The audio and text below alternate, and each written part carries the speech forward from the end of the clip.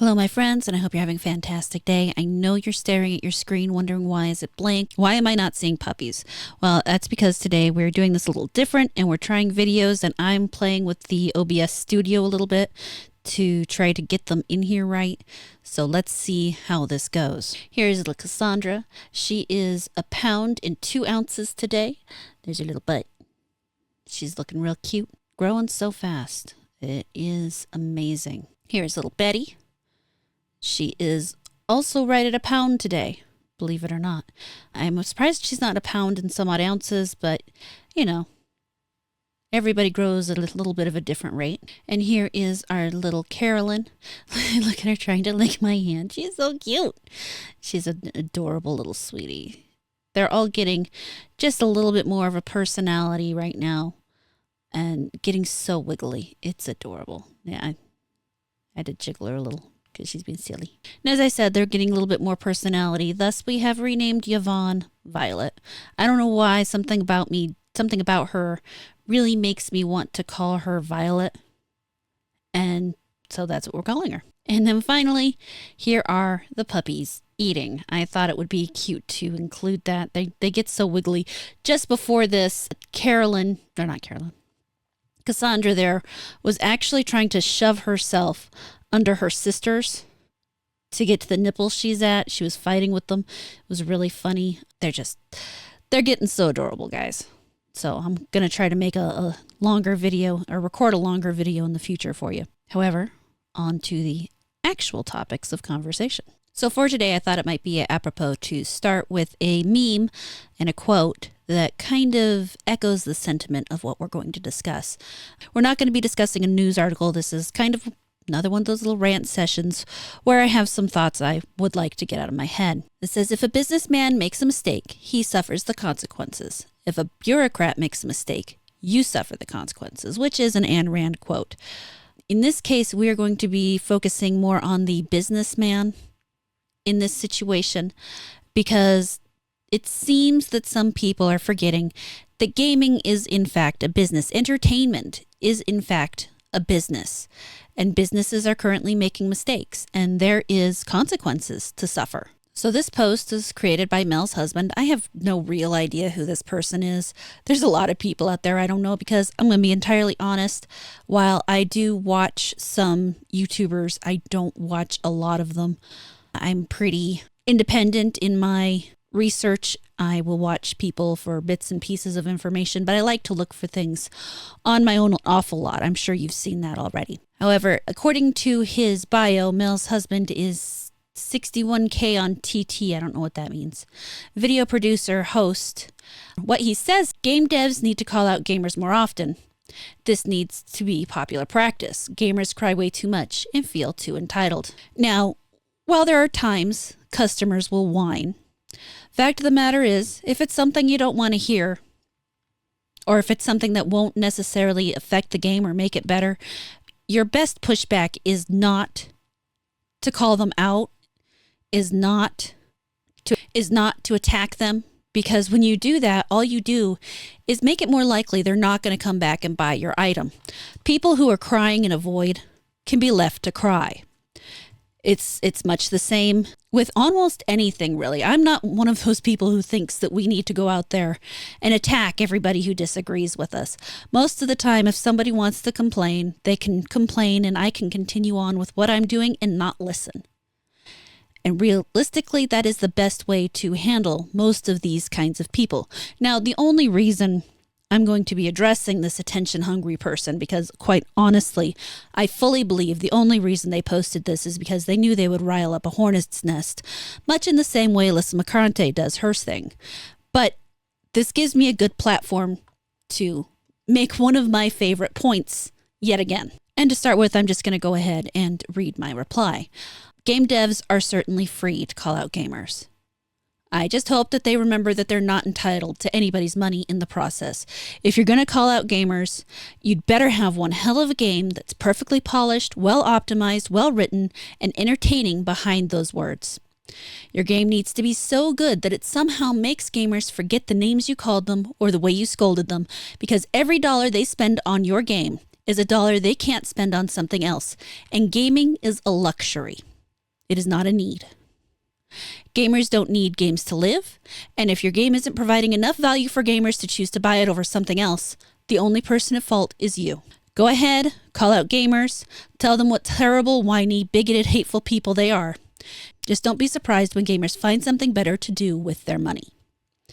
Because once again, they're forgetting that we don't have to give them our money. They are not owed anything at no point in time. I don't care how big the developer is. I don't care how small the developer is. If they are not making a game that you want to spend money on, they are not entitled to your money. I don't care what the narrative of the game is. I don't care how much it costs them to make. I don't care how much they love the game. If it is not something that you feel is worth the money that signifies the amount of time you worked to be able to afford that game, then you don't have to buy it. I am really tired of this narrative of, oh no, we need to give them incentive. Their incentive is built in. They absolutely should be from the beginning realizing that they are not in the power position in this relationship. If they don't make another game, somebody else will make another game. Somebody else will want my money. Somebody else will want to make a game in a way that I want to play. They will get my money. I do not have to give anybody on this planet my money for a video game. As much as I love gaming, it could disappear tomorrow and I would be able to survive. There are many other things I can do with my time. And while I enjoy spending it gaming, if I have to do something else, I will and do. Honestly, I don't get nearly enough time to game, especially not with the backlog of games I have and the amount of time I would like to spend gaming. I don't need to buy another game right now simply because I have enough to just get me by for God only knows how long if I just play what I already own. And that doesn't even count going back and playing games I haven't played yet. I have so many unplayed games because I don't have time to play games. My weekly stream's really just an excuse to sit down and play some video games and hang out with some people and talk. But if other things come up in my life, unfortunately, that have to take precedence, then the stream gets bumped because, life has to happen. I love doing this, but at the same time, it's not paying my bills. So I'm just here for the fun. And if someday it does pay my bills, fantastic. If not, I'm still going to be here bitching because, well, it's fun. Then you have this other attention hound. These stupid ass gamers hate the games they play. Well, no, we don't, because most of us won't buy games we don't like. Second, if we don't like the game, we stop playing it and refund it if we can. Or we just stop playing it altogether. Hate the people who made the games they play. We only hate those people when those people actually hate on us. Most of us don't care about the people who made the game. We just want good games. It's really easy to forget who made a game when you have a good game to play with. They don't actually like anything these days. Well, that's not true. People have liked lots of things this year. Black Myth Wukong, Stellar Blade. I'm sure there's others that I can't remember off the top of my head. I mean, I know people complain about it getting a Game of the Year nomination, but Bellatro, people enjoyed that. Manor Lords, people have enjoyed that. There's that Tiny Glade game that released that people are enjoying. I'm enjoying Nightingale. There's plenty of stuff that we enjoy. And somehow we are supposed to believe that they care about video games. Well, of course we care about video games because we enjoy video games. And we want games that we want to play. We don't want games that we don't want to play. How hard is that? And then when they show so little respect for the industry. And here's the thing. I don't have to respect an industry. An industry is not a person. An industry is a conglomeration of businesses working together to potentially create a product. There are individuals within that industry that personally I don't go out of my way to be mean to because it's just not my thing. I don't have a tendency to attack somebody unless they attack me first. And by attack me, I mean personally come up to me and say something, not some kind of weird blanket statement. I might discuss their statement. I might comment on the fact their statement's stupid, but I don't actually attack that person because what's the point at that point? No, the fact of the matter is the industry doesn't respect us. The industry doesn't care anymore about its customers. And when that happens, when the industry stops caring about its customers, the industry gets a boot to the head.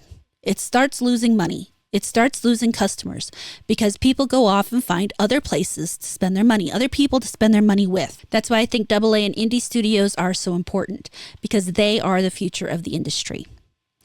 not the AAA studios. I know a lot of people just want to see the things they already love continue to grow. And I hate to break it to you, but everything dies eventually. And some of these studios, it's their time. If they don't learn to adjust and actually start catering to the people who are going to give them money, it is their time. That is the way it works. And just like forest fires, when something dies, something else grows in its place. We will not be left in a vacuum without games. There is no one who is going to stop people from making games. Even if an EMP hits the planet tomorrow morning and no one can use computers, there will still be somebody out there designing some kind of game. Even if it's a new fancy version of tic-tac-toe you can play with your own blood. It'll happen because people do that. People are creative. Humans are natural creators. And especially when it comes to things that allow us to shift our focus, refocus ourselves, it's part of why we have made it so far, because we do these things that help us grow our minds. And again, like I said, I'm 90% positive this person is literally just doing this for the attention. So here's some attention, and thank you for the way to make the point that I wanted to make, because I think this is a point that really bears repeating over and over again. And I know I can see that gamers are starting to understand that we have the power in this situation. These are not things we need. We can exercise the patience necessary to make sure we are getting the games we want. We don't have to buy every iteration of a title that we used to love because it's not the same thing anymore. We don't have to just gobble up whatever slop they're giving us. We have the power. We have the choice. More importantly, we have the ability to go out and find the stuff we want. Now, I know a lot of people are lazy and they don't want to spend the time searching. They just want it to come to them in some way, shape, or form. Now, if that is what you are truly concerned with, then I highly encourage you to look for YouTubers who do reviews on indie games, reviews on smaller games, because they are out there. And as much as I wish I could just give them to you, it's not something I do. So I don't have a list pre-made for you. Someday I will have to spend the time doing that just to make life easier for you guys. But today is not that night. But you can also, just right here on this channel. Most Mondays, I do a review of a demo right now, since buying a new game every week isn't really within my power. But I do a review of a demo of a game every week so that I can give at least some idea of what you might see going into it. So you don't even have to waste your time on the demo for it before you decide if you want to look further into it. But that's the kind of thing that I think is important for us to move things forward. Instead of arguing with these people who truly do not care, who in every way, shape, and form think that we are beholden to them, that we are lesser than them, that we do not deserve the things that we want because they know what's best, because they know what gamers want, because what they want is more important than what anybody else wants. We need to find the things to replace those. And I know we can. I know it'll take a little time, it'll take a little practice, it won't be easy, but nothing worth it ever is. It's just like a FromSoft game. You work hard, and you beat the boss, and then you do it all over again. And life is like that just in general. You just got to keep going and looking for the good things, and leave behind the bad things. The nice thing about the games industry is that it is so decentralized, yet centralized at the same time. Steam makes it so easy to just search for games. I mean, sure, you're scrolling through hundreds of bits of shovelware, but at the same time, there's a lot of really interesting stuff out there. Just in the last, 3 weeks since I started doing my videos, I've played one really interesting side-scroller platformer and 2 really interesting point-and-click adventures. And that makes me excited. I mean, the side scroller has its own special animation gimmick where it uses embroidery for the art style, and it's gorgeous, and it's got Czechoslovakian music. One of the games is a hand-painted English story, and the other game is a black and white Tim Burton-esque adventure through the land of death. And all 3 genuinely leave me very excited. Oh, there was also I forgot about the 4th one I did. The one about the haunted video game in which you play an 8-bit game from the 80s inside of another video game. And that one is also really cool. So I do recommend looking up the Miskatonic Monday playlist. I will have this at the end of the video if that's something you are interested in checking out. But that's the kind of stuff I want to see us do some more of. I'm not saying that that's the only thing we should do. That's not the only thing we should talk about, because we should absolutely continue to criticize and stay on top of the stuff coming out of AAA gaming. Because if we don't, they'll think they're going to get away with it. And we need to let them know that no, they're not. And more importantly, every time we complain about something the AAA gaming studios do that we don't like, we are letting the AA studios and the independent studios know what we want. Every bit of information you put out, positive or negative, can inform people who are interested in listening. And it is important that we speak up, or else the industry doesn't know what we want. These people want us silenced because they don't want us to tell people what we want, because they just want us to want what they're putting out. They just want us to want what they want, because then they get what they want. Fuck the rest of us. And I'm not into that. I'm a particularly picky person who wants what I want, and everybody else can have what they want too. I just also want to get what I want, if that makes any sense. Now, in contrast, I did want to talk about some people giving pushback on this whole calling out gamers. Madam Savvy here, for example, posted, games were once made by gamers for gamers. Now games in AAA Western studios are made by pissant crybabies who need to take a day off because their alarm triggered their self-diagnosed ADHD PTSD, and the idea of explaining to their boss why they were late caused catastrophic mental breakdowns. Incidentally, those pustule sacks to society use games to inject their lowbrow HR demands and produce dialogue about as insightful as a map in a hamster cage. So sure, call out gamers. See how wasting time on Twitter works out for you when people find the posts, talk about them, and refuse to give you money. Basically, I obviously agree with that word for word. Now, to go with the whole former game dev angle, you have Doug TenNapel. Now, he is the former creator of Earthworm Jim, as well as a variety of other things. In response to a previous post, Ultimate Mr. Behavior said, "The industry's in a rough spot, brother Doug. You're pretty much spot on." Doug goes on to say, games are in a shit place because everyone loved the corporations when they paid us big salaries, but then they all went woke. Now artists, programmers, writers, and musicians feel trapped. But true art and innovation does not generally come from corporations. Comics, games, music, and animation come from big people doing small projects. Innovation lives in indies because indies have no other way to succeed. Look to the small grassroots indies to fix our cultural mess. Never bet on corporations or even rich billionaires to get us out of this. People become billionaires by investing in tractor tire rubber factories, not by being patrons of great indie creators. I put all of the responsibility on us to make small, then grow big, and innovate all along the way. And that is absolutely the way it works. The next big gaming ideas, the next exciting game, the new game that everybody wants to be will not be made by a AAA studio. It will be made by a AA studio, or it'll be made by a small independent team. That is how that'll work. Because AAA does not have the desire to innovate anymore. They are captured in this idea of making money. But at the same time, they don't understand that to make money, they have to take risk. And they are so afraid of risk right now. What they don't understand is the biggest risk they can take is not taking a risk at all.